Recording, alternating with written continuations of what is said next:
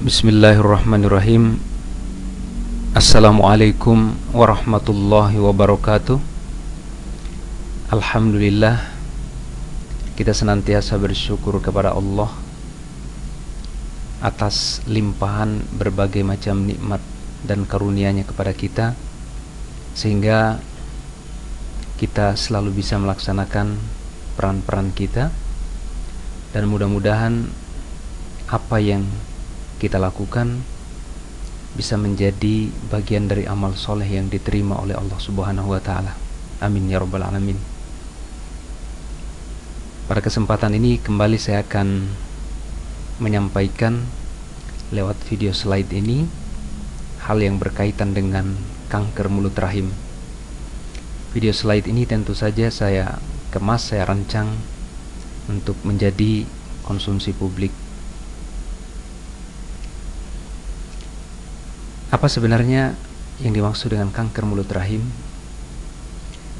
Sesuai dengan namanya, ya, kanker mulut rahim adalah kanker yang terjadi pada mulut rahim atau pada serviks. Istilah mulut rahim sering, ya, digunakan juga, ya, istilah lain yaitu leher rahim. Jadi mulut rahim atau leher rahim atau serviks, ya, itu memiliki pengertian yang sama. Dan kalau kita lihat dalam ilustrasi ini, mulut rahim itu posisinya adalah berada perbatasan antara rahim dan jalan lahir, ya, atau vagina. Jadi ini adalah jalan lahir, kemudian ini adalah rahim. Nah, di antara rahim dan jalan lahir ini, nah, disitulah terletak mulut rahim atau serviks, ya. Seperti apa gambaran mulut rahim? Nah, saya coba menampilkan, ya, ilustrasi mulut rahim ini dalam dua keadaan. Yang pertama, mulut rahim dalam keadaan tanpa kanker, ya. Mulut rahim dalam keadaan tanpa kanker. Kemudian ini adalah mulut rahim dalam kondisi yang sudah ada sel-sel kankernya. Nah, yang saya tunjuk ini adalah gambaran untuk mulut rahim yang tidak ada kanker, atau bisa dikatakan inilah gambaran mulut rahim yang normal. Nah, sementara yang ini adalah tampilan untuk serviks, ya, atau mulut rahim yang sudah ada sel-sel kankernya. Ini yang saya tunjuk, ini adalah kanker mulut rahim yang stadium dini. Kemudian yang di sampingnya ini adalah kanker serviks yang sudah mulai menyebar kecil-kecilan, gitu. Dan yang ini adalah kanker serviks yang benar-benar sudah invasif, artinya proses penyebaran sel-sel kankernya ini sudah menembus batas-batas dari organ mulut rahim itu sendiri. Saya tampilkan ilustrasi lain dari kanker mulut rahim, ya. Sama seperti tadi, ini adalah gambaran untuk mulut rahim yang normal. Kemudian ini gambaran untuk mulut rahim yang sudah ada kankernya, ya, stadium awal. Nah, untuk stadium akhir gambarannya seperti ini mulut rahim. Nah, ini stadium lanjut, mohon maaf, ini stadium lanjut untuk kanker serviks, ya, stadium lanjut untuk kanker serviks. Nah, stadium lanjut, tapi ini masih berada di dalam organ serviks sendiri, masih berada di dalam organ mulut rahim sendiri, belum menyebar ke jaringan-jaringan yang lainnya. Nah, sementara ini adalah stadium akhir. Stadium akhir ini adalah stadium yang paling parah sekali dan sangat mudah sekali terjadi perdarahan di sini. Sangat mudah sekali terjadi perdarahan di sini. Dan pada stadium akhir ini biasanya memang kanker itu sudah menyebar kemana-mana. Kita lihat dalam ilustrasi ini, sel-sel kanker juga menyebar ke jaringan-jaringan di sekitar panggul. Jadi di luar jalan lahir, di luar rahim, ya. Nah, bahkan bisa lebih jauh lagi penyebarannya, ya.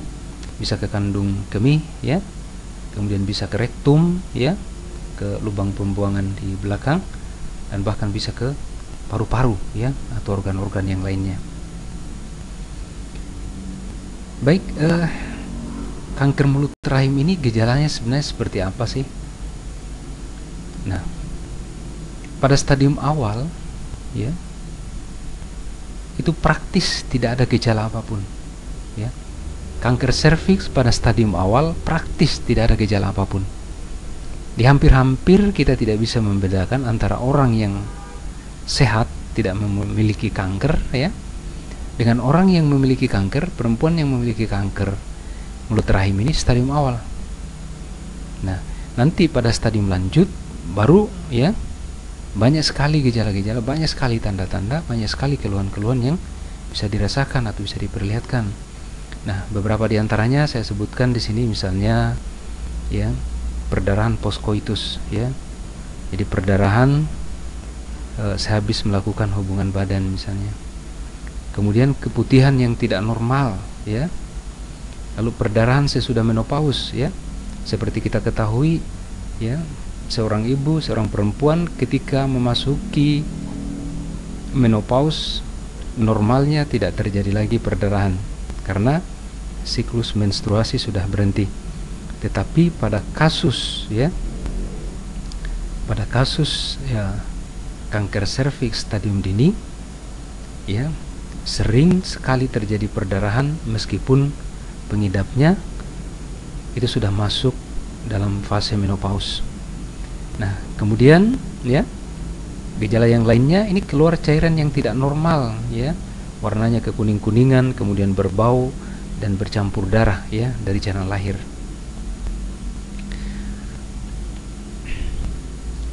Lalu apa penyebab kanker mulut rahim? Ya, luar biasa ya para kawan-kawan sekalian, bahwa ternyata hampir ya, nyaris 100% kejadian kanker mulut rahim itu disebabkan oleh sebuah virus ya, yang namanya HPV. Jadi Human Papilloma Virus yang onkogenik. Nah, Human Papilloma Virus ini ya, jenisnya banyak sekali. Tapi dalam sejumlah riset ditemukan bahwa dari sekian banyak jenis HPV ya, ditemukan bahwa HPV 16 dan HPV 18, kedua HPV ini yang memiliki kontribusi terbesar ya dalam menyebabkan kanker mulut rahim. Jadi kontribusinya kurang lebih 70% ya, kurang lebih 70%. Nah, jadi saya tekankan ulang, hampir 100% kejadian kanker mulut rahim itu disebabkan oleh Human Papilloma Virus. Dari sekian banyak jenis Human Papilloma Virus, ditemukan bahwa HPV 16 dan 18 yang paling besar kontribusinya dalam menyebabkan kanker mulut rahim. Lalu apa yang menjadi faktor risiko kanker mulut rahim? Ya, ibu-ibu, ya, bapak-bapak, atau kawan-kawan yang sedang menyimak video slide ini, ada banyak faktor risiko dari kanker mulut rahim. Ada banyak faktor-faktor atau hal-hal yang memudahkan terjadinya kanker mulut rahim ini. Nah, beberapa di antaranya ya yang berusaha saya tampilkan di slide ini. Yang pertama adalah usia di atas 40 tahun. Nah, jadi usia di atas 40 tahun ya, sejumlah sumber menyebutkan bahwa kejadian kanker mulut rahim ini meningkat secara signifikan, meningkat secara bermakna ketika memasuki usia 40 tahun ke atas. Nah, kemudian faktor risiko berikutnya adalah keputihan yang dibiarkan terus-menerus tanpa diobati. keputihan yang dibiarkan terus-menerus tanpa diobati. Ini juga ikut menjadi bagian dari faktor risiko yang mempermudah kejadian atau terjadinya kanker mulut rahim. Faktor risiko selanjutnya adalah penyakit menular seksual. Ya, penyakit menular seksual. Banyak sekali jenisnya penyakit menular seksual, ya. Beberapa diantaranya adalah sifilis atau raja singa, ya. Kemudian gonore, herpes simplex, HIV, AIDS, ya, kutil kelamin atau sering disebut juga kondiloma acuminata dan lain-lain. Nah, faktor risiko berikutnya adalah pemakaian pembalut yang mengandung bahan dioksin. Jadi ibu-ibu, ya, harap hati-hati, ya, dalam memilih atau menggunakan bahan pembalut. Ya, yakinkan, ya, bahwa bahan pembalut yang digunakan itu tidak mengandung bahan dioksin.